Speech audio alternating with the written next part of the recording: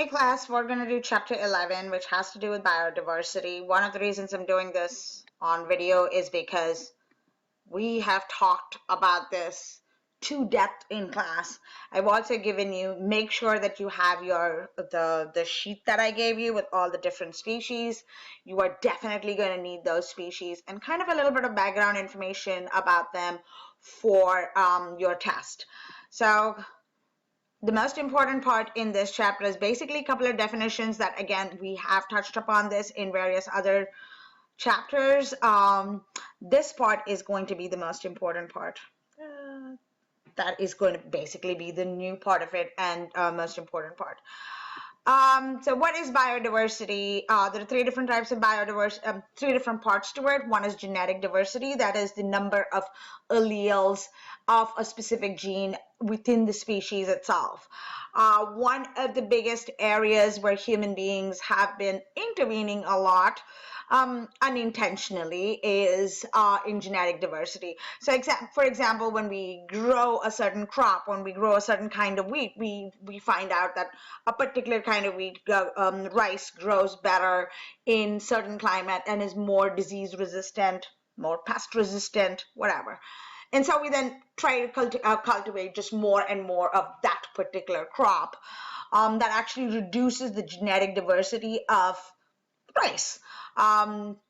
Problems with that, again, the Irish potato famine is a very good example of that. When you have when you have one type of crop growing, one type of pest can eradicate everything. So the human intervention, we haven't done a lot. We haven't gotten around to doing a lot to destroying the ecological diversity as yet. But the other two, genetic and species diversity, we are getting super good at it. Genetic diversity, again, mostly to do with agriculture. We are really not messing with the genetics of beer. So there is that. Species diversity. When we talk about species diversity, is the number of species and organisms that live within a community. Again, we have talked about this in the past. Species are interconnected, even though we may not see it in a large scale. They really are interconnected. I think we talked about bees in class. For example, bees are primary pollinators. 1 out of 3 fruits and vegetables that you eat are pollinated by bees. The bees, there's been this massive die out of bees, and I think a couple of days back they released information as to what might be killing the bees.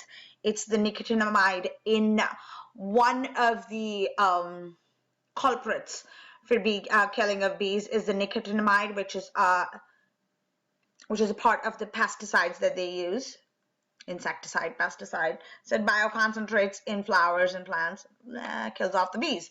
So, if you kill off the bees, 1 out of 3 fruits and vegetables won't pollinate.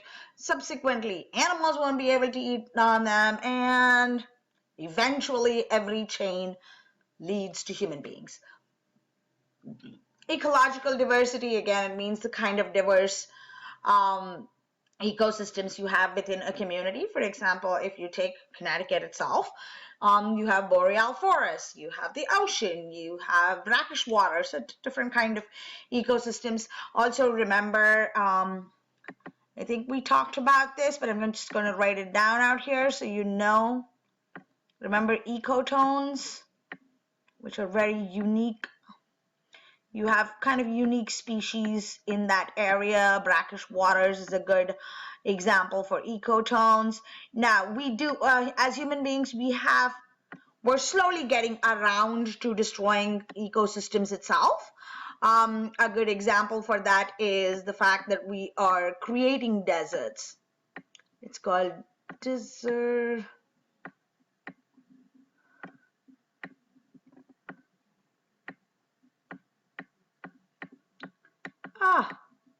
Desertification.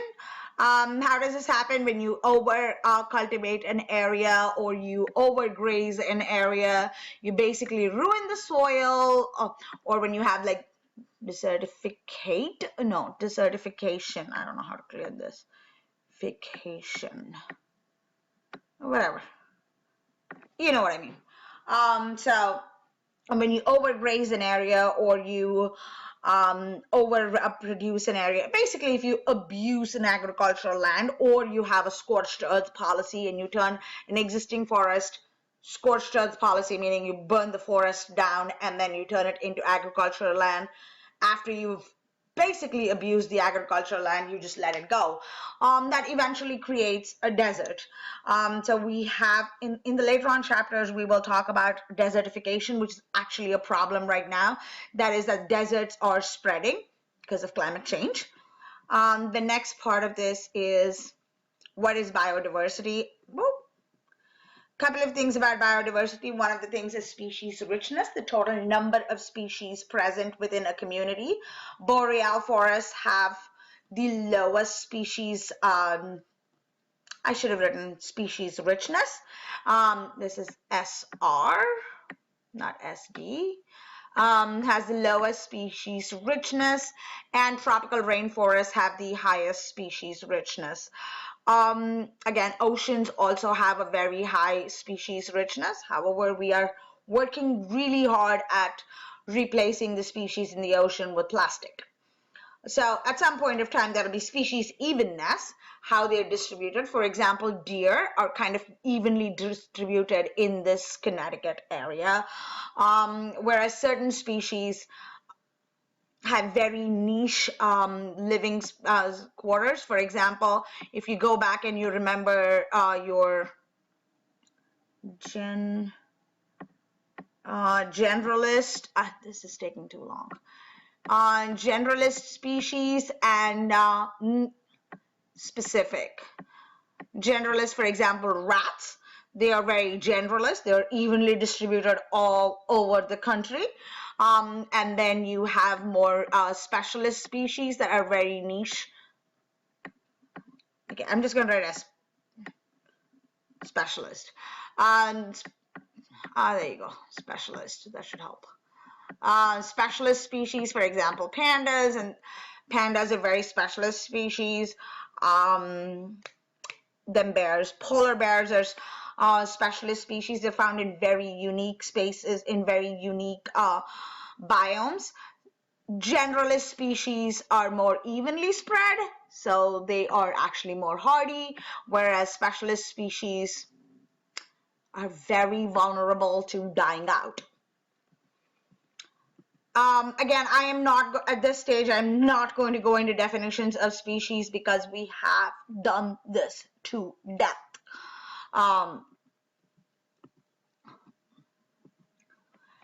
The way molecularly, there are DNA sequencing. Comparing the DNA of two species allows you to find out what their evolutionary relationships are.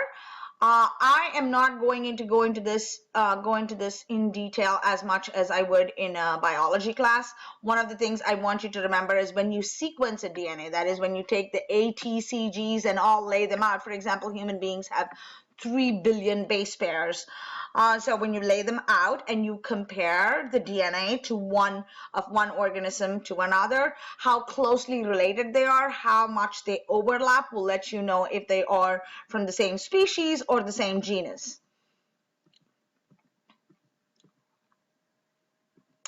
How many species do we currently have? Again, remember, this was, I'm not expecting you to know these numbers whatsoever, but the part that's very important is understanding what a biodiversity hotspot is.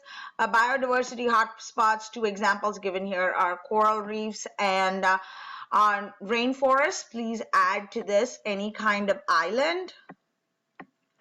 Islands usually are also biodiversity hotspots. These are places where species have been threatened. They are on the verge of dying out. Why is tropical forests have very unique species and they're endemic to that area. They're from that area. You are not going to find them anywhere else. So once they're dead, they're gone. Same thing with coral reefs, and that is again the same problem with islands. Islands have endemic and very unique species. Once that species, they're not spread all over the place, so they do have their specialists. There is species richness within those places. However, they are not evenly spread.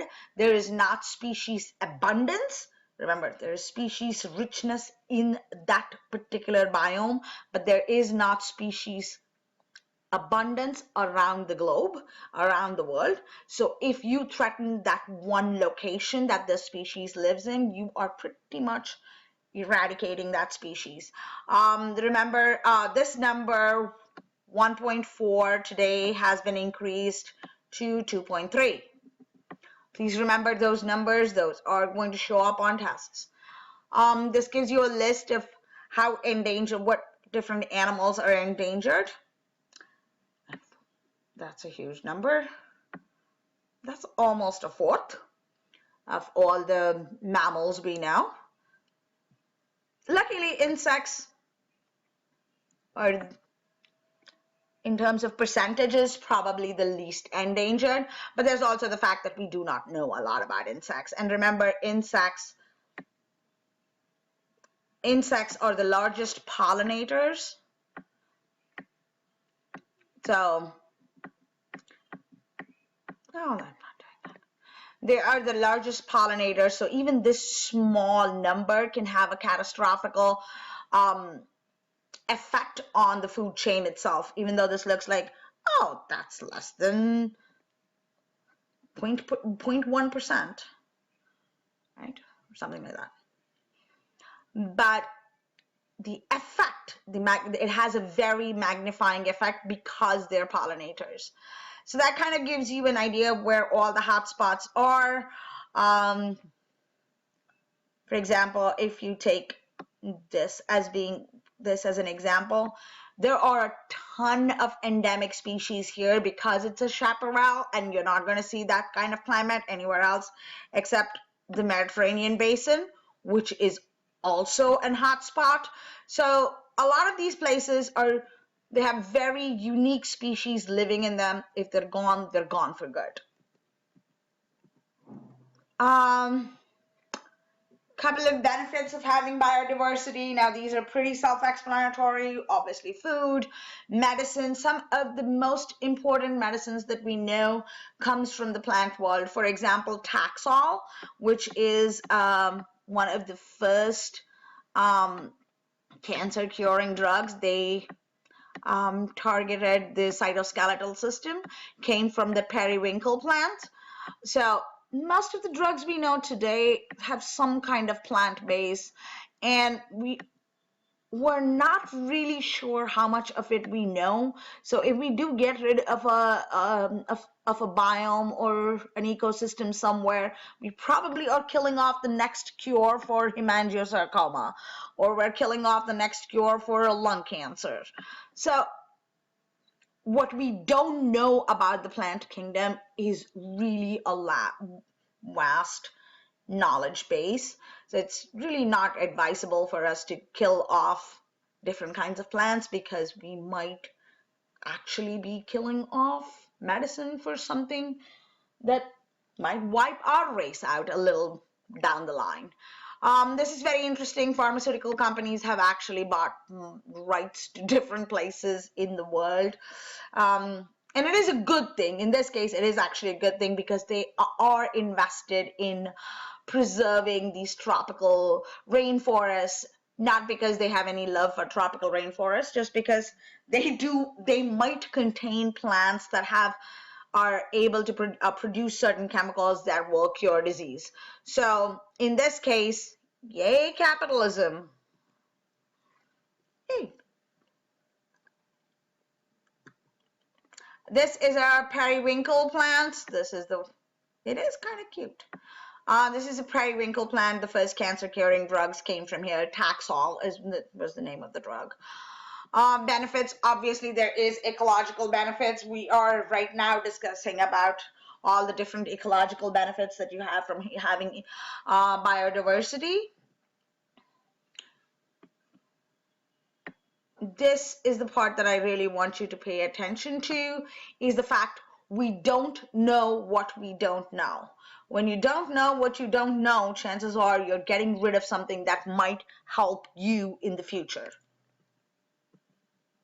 Obviously, aesthetic makes life better. Nobody likes to see barren lands.